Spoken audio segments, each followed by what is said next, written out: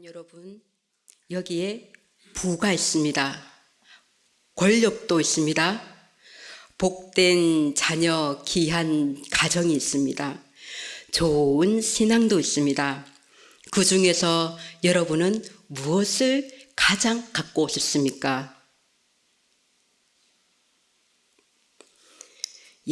모든 것을 다 갖고 싶지요. 사실 하나님과 재물을 함께 겸비하기란 쉬운 일이 아닙니다. 부귀와 권력, 복된 자녀와 가정, 거기다가 하나님을 사랑하고 또 하나님이 기뻐하시는 신앙까지 모두 다 가질 수 있다면 금상첨화지요. 하나님을 사랑하고 하나님께서 나에게 허락하신 것으로 겸손히 섬기며 주님 영광 위하여 살 수 있다면 이보다 더 좋은 것이 어디 있겠습니까? 이 모든 것을 겸비한 사람이 있습니다. 오늘의 주인공이죠. 누굽니까? 욥입니다.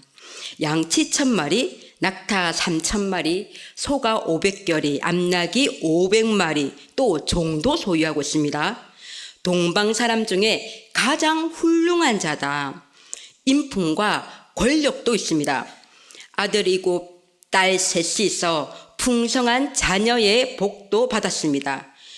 이 욥기 1장 1절 하반절에 보면요, 그 사람은 온전하고 정직하여 하나님을 경외하며 악에서 떠난 자니라 라고 했습니다. 하나님 앞에서 정직하고 도덕적으로 사람들에게 고귀한 인품을 가진 자였습니다. 그런 욥에게 고난이 찾아왔습니다. 고난의 크기와 그 강도로 치자면 허리케인 격입니다. 큰 고난입니다. 가진 모든 것을 다 잃고 사랑하는 자녀도 잃고 심한 피부병까지 들어서 질그릇 조각으로 자신의 몸을 긁었습니다. 재산 잃고 자녀 잃고 심한 피부병까지 이 세 박자의 고난에 대하여 사람들은 이렇게 일반적으로 생각했습니다. 너가 큰 죄를 지어서 하나님께로부터 심판을 받고 있는 것이다. 그런 가운데 욥의 믿음이 흔들렸습니까? 그럼에도 불구하고 욥의 믿음은 흔들리지 않았습니다. 뭐라고 고백했는지 함께 말씀을 찾아 봉독해 볼게요. 욥기서 1장 21절에서 22절 말씀입니다. 함께 봉독하겠습니다. 이르되 내가 모태에서 알몸으로 나와 싸운즉 또한 알몸이 그리로 돌아가올지라. 주신 이도 여호와시요 거두신 이도 여호와시오니 여호와의 이름이 찬송을 받으실지니이다 하고 이 모든 일에 욥이 범죄하지 아니하고 하나님을 향하여 원망하지 아니하니라. 아멘. 내가 모태에서 알몸으로 나와 싸운즉 알몸으로 돌아갈지라. 우리는 어떤 것도 갖고 태어나지 않았지요. 또 죽을 때에 가지고 갈 수 없습니다. 아무것도 가질 수 없는 무소유적 존재입니다. 욥은 그것을 인정하고 내가 이제까지 가졌던 그 모든 것 다 하나님의 것이다 라는 신앙 고백이 바로 이 말씀입니다. 그래서 자신이 어떠한 상황에 거하든지 하나님은 홀로 찬양할지로다 라고 찬양하고 있는 것이죠. 자신에게 닥쳐진 현실 앞에 욥은 입술로 하나님을 원망하며 범죄하지 않았습니다. 그러나 고통의 시간이 길어지고 또 내 마음 같지 않는 사람들의 말은 이 고난받는 이의 인내를 한계에 다다르게 합니다. 욥의 친구들이 멀리에서부터 찾아왔지요. 위로 한답시고 찾아온 친구들은 오히려 욥의 속을 뒤집어 놓습니다. 이 친구야, 네가 죄가 있으니 망하고 죄가 있으니 죽는 것이지. 이 친구야, 이것은 하나님의 징계였습니다. 하나님의 이 징계를 너 없애기지 말라. 하나님께 의탁하고 엎드리고 기도해라. 너 지은 죄 있다. 회개하라. 너가 만약 하나님을 찾고 찾으면 너를 돌보아 주실 것이다. 욥아, 내 시작은 미약했으나 너의 나중은 심히 장대하리라. 사람들은 참 말을 잘합니다. 특히 그리스도인들은 더 말을 잘하는 것 같습니다. 친구들과 욥의 논쟁은요, 이 욥기서 4장부터 몇 장까지? 37장까지 그 논쟁이 이어집니다. 욥은 나는 죄가 없다, 하나님이 내 죄 없는 거 다 아신다 하고 있고요. 친구들은 네가 죄가 있으니까 이러한 일이 일어났다. 이러한 욥과 친구들의 불꽃 튀는 공방이 계속됩니다. 친구 엘리바스가 말하고 욥이 더 길게 대답하고, 친구 비다시 말하고 욥이 더 길게 대답하고, 친구 소발이 말하고 욥이 대답하고, 이렇게 하기를 2번을 더 반복합니다. 갑작스럽게 등장한 엘리후의 말까지. 왜 이렇게 우리는 말이 많을까요? 내가 피해자라면 더 말이 많습니다. 피해자니까 할 말이 많지요. 변명할 말이 많습니다. 하나님, 저는 이렇게 살았습니다. 하나님 앞에서 부끄럽지 않게 살려고요, 제가 부단히 애썼습니다. 내가 자신이 죄도 짓지 않았다면 더더욱 자기의 생각이 틀렸다고 인정하기가 어렵지요. 하나님, 나한테 왜 이렇습니까? 대답 좀 해보십시오. 주님은 저를 징계하셨지만 벌을 내렸었는데 저는 항상 주님 앞에 진실했습니다. 욥은요, 결국 자신의 밑바닥에 있던 원망과 불평이 쏟아져 나옵니다. 욥기 30장 19절 말씀입니다. 하나님이 나를 진흙 가운데 던지셨고 나를 티끌과 재 같게 하셨구나. 욥이 말할 수 없는 고통은 하나님께로부터 왔다라고 고백하고 있는 것이죠. 20절에 보면 내가 주께 부르짖으나 주께서 대답하지 아니하시오며 내가 섰사오나 주께서 나를 돌아보지 아니하시나이다. 욥은 주께 부르짖었다. 부르짖기를 일어나서 부르짖었다. 아주 적극적인 부르짖음입니다. 절규이죠. 그러나 하나님은 어떻게 하셨다? 대답하지 아니하셨다. 침묵하셨다는 것입니다. 하나님은 이 욥의 자신의 모든 것을 다 아심에도 불구하고 어떤 행동도 하지 않으셨다는 것입니다. 이것은 원망입니다. 하나님에 대한 원망입니다. 욥은 계속 자신의 원망과 하나님에 대한 항의를 온 맘 다해서 표출하고 있습니다. 21절 말씀입니다. 주께서 돌이켜 내게 잔혹하게 하시고 힘 있는 손으로 나를 대적하시나이다. 나를 바람 위에 들어 불려가게 하시며 무서운 힘으로 나를 던져 버리시나이다. 힘 있는 하나님께서 자신을 대적하여서 무서운 힘으로 이 욥을 던지셨다. 욥은 하나님을 자신에게 적극적으로 고난을 주시는 분으로, 또 자신을 핍박하시는 분으로 묘사하고 있습니다. 여호와의 이름만이 찬송받을지라 신앙 고백했던 욥도 길어진 고통의 시간과 할 말 많은 친구들을 통하여 자신의 그 교만이 드러나고 있는 것이죠. 나는 하나님 앞에 떳떳하다. 나는 어렵다. 사실 이 생각 밑바닥에는 하나님이 불의하시다는 것이 깔려 있습니다. 우리의 이성의 범주 안에, 나의 이해의 범주 안에 들어서지 않는 고난에 대하여 주님, 나는 죄가 없지 않습니까? 왜 나한테 고난이 닥쳐왔습니까? 내가 이해하고 내가 인정할 수 있도록 좀 말해 주십시오. 내가 좀 더 잘 견딜 수 있도록, 인내로 견딜 수 있도록 대답해 주십시오. 다른 이들은 내가 죄가 있어서 그렇다고 합니다. 주님이 말씀해 주십시오. 내가 죄가 없음을 말씀해 주십시오. 주님 침묵하시니 저는 더 힘들고 지칩니다. 이 생각의 밑바닥에는 자신이 어렵다라는 것이 들어있고 하나님이 불의하시다는 그 교만이 떡하니 자리 잡고 있는 것입니다. 욥은 자신에게 고난이 닥친 것은 부당하다, 이 논지에서 벗어나지 못하고 새 친구와 엘리후는 욥의 고난이 그의 죄에 대한 하나님의 징계의 결과라는 그 논지에서 벗어나지 못하여 이렇게 욥기서 37장까지 이어오고 있는 것이죠. 하나님은 내 생각의 이해와 내 생각의 이해의 그 범주보다 훨씬 크신 분이십니다. 우리는 그 하나님의 부분의 그 부분만 우리는 알 뿐입니다.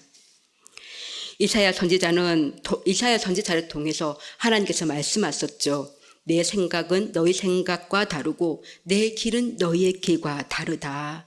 하늘이 땅보다 높음 같이 내 길은 너희의 길보다 높으며 내 생각은 너희의 생각보다 높다. 욥과 친구들은 자신의 생각 안에 훨씬 크고 높은 하나님을 가두고 있는 꼴이었습니다. 결국 32장 1절의 꼴이 되고 맙니다. 32장 1절 말씀입니다. 욥이 자신을 의인으로 여김으로 그 세 사람이 말을 그치니. 이것이 우리의 한계입니다. 하나님의 신비 앞에서 사람들 간의 논쟁은 무의미합니다. 그들과 아웅다웅 싸우는 것도 사실은 무의미합니다. 우리는 무의미한 이들을 얼마나 많이 버리며 살아가는지 모릅니다. 우리의 생각으로 어찌 하나님의 무한하심을 이야기할 수 있겠습니까? 어찌 전 우주적인 하나님을 제안할 수 있겠습니까? 그런 그에게 하나님께서 침묵을 깨시고 폭풍우 가운데 말씀하십니다.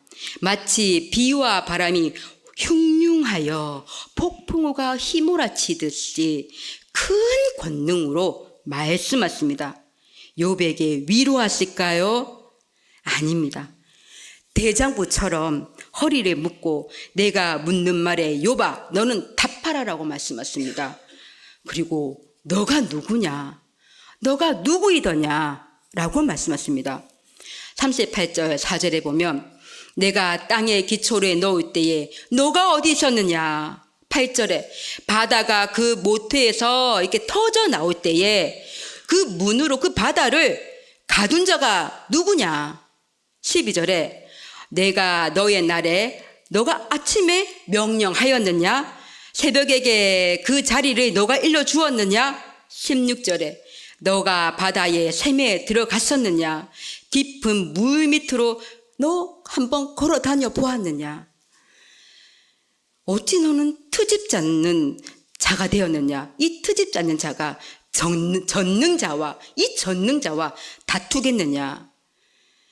하나님을 탓하는 욥아 너는 대답할지어다 라고 하나님 말씀하십니다. 욥은 자연의 신비 속에 드러난 하나님의 전 주권적인 그 섭리 앞에 이제까지의 불평과 자신의 항의를 다 인정하지만 욥은요 또 끝까지 서운함을 드러냅니다. 40장 4절 말씀입니다. 보소서 나는 비천하오니 무엇이라 주께 대답하리까 손으로 내 입을 가리뿐이로소이다. 5절에 내가 한번 말하였사오니 다시는 더 대답하지 아니하겠나이다. 욥은요 자기 중심적인 생각에서 하나님의 답변을 기대했습니다. 하나님의 위로하심이었죠.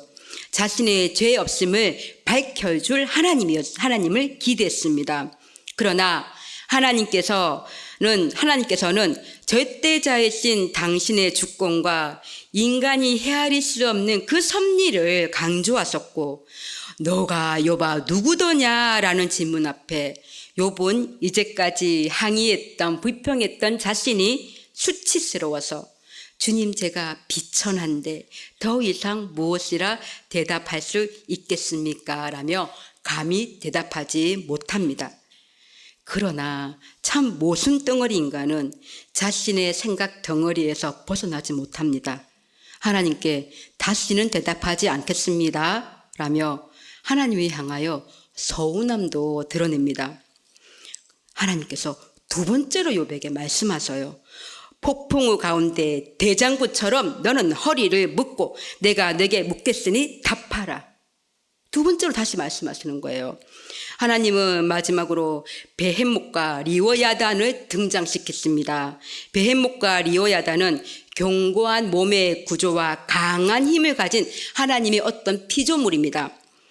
세상에 가장 강한 것도 심지어 악한 것도 궁극적으로는 하나님의 그 다스림 속에 있는데 베헤못이나 리오야단을 제어할 그 힘도 없는 이 연약한 인생이 그것을 강한 것에 만드신, 그것을 통제하시고 궁극적으로 이끌어가시는, 다스리시는 그 창조자 하나님과 변론을 하겠다는 것이냐. 두 번째 하나님의 말씀 앞에 욥은 완전히 무너지고 확고해집니다. 능히 하지 못할 것이 없으신, 못하실 것이 없으신 무소불능하신 하나님, 우주적, 초자연적, 전능하신 하나님의 속성을 욥은 깨닫게 되고요. 그리하여 욥은 회개의 기도로 나아가는데 그것이 오늘의 말씀 42장 1절에서 6절의 말씀입니다. 42장 1절에 보면 욥이 여호와께 대답하여 이르되, 지금의 욥은 앞의 욥과는 완전히 다른 욥입니다. 욥은 지금부터 진정한 회개 속으로 들어갑니다. 나를 살리는, 나를 죽음에서 살리는 진정한 회개입니다. 42장 2절 3절 말씀입니다. 주께서는 못하실 것이 없사오며 무슨 계획이든지 못 이루실 것이 없는 줄 아오니 무지한 말로 이치를 가리는 자가 누구니까? 나는 깨닫지도 못할 일을 말하였고 스스로 알 수도 없고 헤아리기도 어려운 일을 말하였나이다. 아멘. 하나님께서요, 첫 번째 욥에게 말씀하셨잖아요. 폭풍우 가운데 욥에게 말씀하실 때 하나님의 첫 마디가 이거였습니다. 무지한 말로 생각을 어둡게 하는 자가 누구냐? 욥은 그 하나님의 첫 마디 말씀에 답하는 거예요. 주님, 무지한 말로 이치를 가리는 이 어리석은 자가 바로 저입니다. 자신의 뇌의 경험과 내 지식으로 하나님을 이해했던 내 무지를 용서해 주십시오. 4절 말씀입니다. 내가 말하겠사오나 주는 들으시고 내가 주께 묻겠사오니 주여 내게 알게 하옵소서. 주님께서 두 번 말씀하셨잖아요. 너 답해라 나한테. 이제 주님께 제가 두 번이나 말씀하셨으니까 내가 주께 묻겠습니다. 욥은 친구와의 변론에서 뭐라고 했습니까? 자신은 무지하다. 자신의 억울함에 대해서 막 하소연했죠. 그리고 하나님께 하소연했죠. 하지만 하나님과의 그 깊은 질문 속으로는 들어가지 못했습니다. 욥은 내 필요에만 머물러 있는 기도, 내 중심적인 신앙에 머물러 있는 기도였습니다. 실제로 하나님의 그 마음 안으로, 그 하나님의 마음 안으로 들어간 기도를 하지 못했습니다. 그래서 욥은요 4절에 말합니다. 주님께서 이제 나에게 알게 하옵소서. 이제까지는 나 욥이 아는 기도를 하나님께 했지만 이제는 주님께서 알게 하시는 기도를 올리게 해주십시오라고 간구하고 있는 것입니다. 위에만 머물러 있던 표층적인 그러한 기도가 하나님의 그 깊은 마음과 만나는 심층적인 기도의 단계로 변화된 욥의 모습입니다. 그래서 이렇게 고백합니다. 5절에 내가 주께 대하여 귀로 듣기만 하였사오나 이제는 눈으로 주를 배움나이다. 아멘. 귀로만 듣던 하나님을, 내 지식으로만 알던 하나님을, 설교를 들어서 알기만 했던 그 하나님을 이제는 눈으로 배웠다. 이제는 대면하여 하나님을 만났다. 인격적인 하나님과의 만남을 가졌다는 것입니다. 하나님을 귀로 듣는 것과 내 눈으로 인격적인 하나님의 만나 배우는 것은 완전히 다릅니다. 우리는 주님을 만나야 합니다. 여러분, 주님을 만나야 합니다. 욥이 주님을 눈으로 배울 때까지 거쳐갔던 과정들을 한번 생각해 보십시오. 욥은요, 질문하는 신앙이었습니다. 욥은 고난 가운데에서 주시니도 여호와시요 거두 가시는 분도 여호와시니 고백하며 입술로 처음에 죄를 짓지 않았지요. 그러나 고통으로 죄어오는 시간이 길어지고 사람들이 계속 자신의 마음을 이렇게 충고를 하고 하자 자신이 어렵다라는 여기는 그 속에 숨어 있었던 하나님은 불의하시다라는 자신의 교만이 드러났지요. 욥은 그래서 하나님께 그 자신의 상황을 부르짖었지요. 절규했지요. 원망했지요. 항의했지요. 저항했지요. 교만도 드러나고 원망, 불평, 절규로 나아가는 신앙, 그것은 하나님께 대하여 질문하는 신앙입니다. 우리의 기존 성도는 사실 순종의 신앙이요, 아멘의 신앙입니다. 그러나 이것이 혹시 가면으로 우리에게 다가오진 않았습니까? 그래서 닥쳐진 고난과 고통에 대하여 하나님께 부르짖기보다는 이해되지 않는 상황을 그냥 값싼 위로를 성도로부터 위로를 받으면서 나의 값싼 신앙을 내세우면서 이 모든 것을 하루빨리 잊어버리려고 또 노력하지는 않았습니까? 자신이 당하고 있는 고통을 내면화시키지 말고요, 교만이든 원망이든 항의이든 절규이든 왜 나에게 이런 일이 일어난 것입니까? 하나님 왜 그렇습니까? 끝까지 하나님께 따져 물어야 합니다. 그래서 하나님을 만나는 곳까지 가야 합니다. 하나님을 만날 때 진실된 회개 속으로 들어갑니다. 6절 말씀입니다.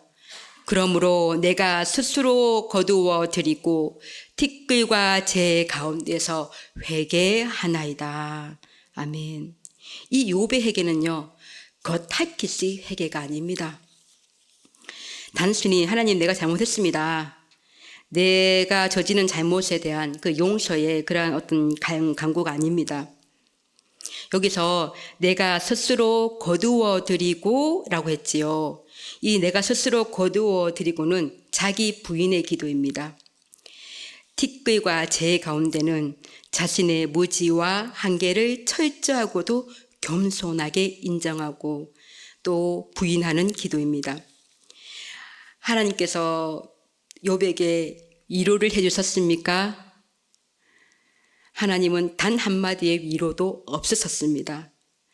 하나님은 왜라는 것에 욥아, 왜냐하면 말이야, 내가 이러이러해서 이렇게 했기 때문이야 라고 친절하게 답변해 주시지 않으셨습니다. 그 대신 너가 누구냐? 과연 너가 누구냐? 라고 물으셨습니다. 주님과의 대면 앞에 왜라는 그 질문의 답은요, 이제는 이 욥에게 더 이상 자신의 관심사가 아니게 되었습니다.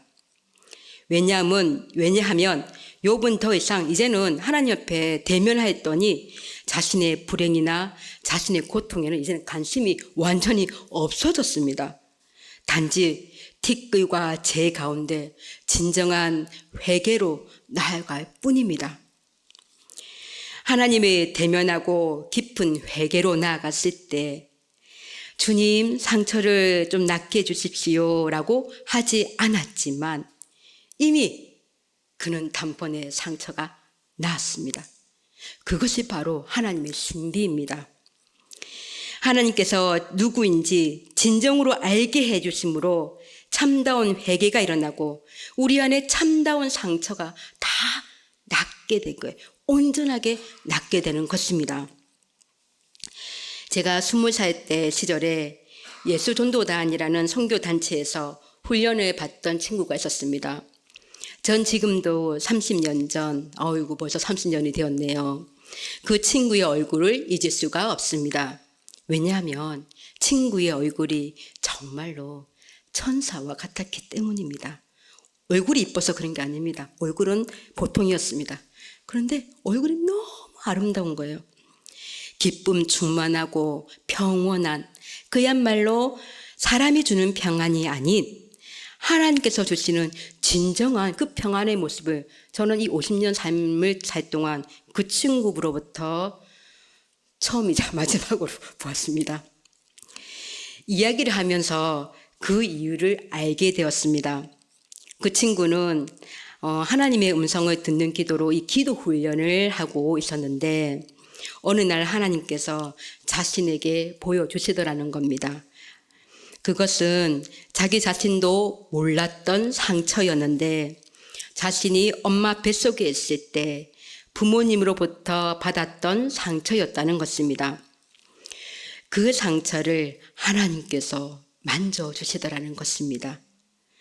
하나님과의 깊이 있는 기도, 그 심층적인 그 기도로 나아갔을 때에 그 속에 감춰져 있던 것이 드러나고 은밀한 것이 회복되는 온전한 경험을 하게 된 것입니다. 하나님을 눈으로 배웠고 진정한 회개 속으로 들어간 욥의 뒷이야기는 어떻게 전개되는지 아세요? 욥은 자신에게 더 깊은 상처를 주었고 자신과 의견을 달리했던 친구들과 화해하게 됩니다. 욥은 하나님의 말씀에 깊은 순종을 하게 되고요. 마지막으로 욥은 참된 안식에 거하게 됩니다. 아멘입니다. 오늘 말씀은 욥의 고난과 고통에 대한 최종 결론 부분이죠. 42장 첫 구절은 이렇게 시작됩니다. 욥이 여호와께 대답하여 이르되 하나님께 진정한 회개의 기도로 나아가는 욥은 이전의 욥이 아닙니다. 하나님을 이미 믿는 신앙이었지만 이전과는 다른 신앙입니다. 고난 자체가 욥을 위로 높은 단계로 끌어올린 것이 아닙니다. 하나님께 묻고 하나님께 원망하고 항의하고 절규하고 또 하나님의 말씀을 듣고 또 묵상하고 이러한 가운데 하나님의 그 주권적인 섭리, 그 하나님의 우주적인 하나님, 신비의 하나님의 뜻을 깨닫고 인간 감정의 최고의 단계, 회개의 단계까지 가게 된 것입니다. 귀로만 듣던 하나님을 눈으로 직접 배웠고 나아간 신앙입니다. 어떤 사건 속에 어떤 고통 또 어떤 고난 속에서 주님께 묻는 신앙으로 나아가기를 소망합니다. 주님 왜입니까? 주님 이유가 무엇일까요? 원망이든 항의이든 눈물이든 절규이든 묻는 신앙으로 나갑시다. 주님은 분명히 만나주시고 말씀하십니다. 그리고 우리가 진정한 주님을 눈으로 배우게 되면 내가 겪는 고통, 나의 의로움, 또 나의 고난, 내 중심적인 모든 것이 중요하게 느껴질까요? 그것이 이제 더 이상 중요하게 느껴지지 않습니다. 진정한 회개 속으로 들어가고 이것은 바로 우리를 살리는 기도입니다. 귀로만 듣는 하나님에서 눈으로 배우는 성숙한 자녀로 하나님의 신비를 누리며 살아가는 귀하고 축복된 주님의 자녀가 되기를 소망합니다. 이 시간에 함께 찬양합시다. 하나님의 부르심에는 후회하심이 없습니다. 나를 부르심, 나를 향한 계획하심, 나에게 닥쳐진 고난, 나의 지혜로는 측량할 수 없으나 가장 완전한 길로 이끌어 주심을 믿습니다. 주님을 찬양합시다.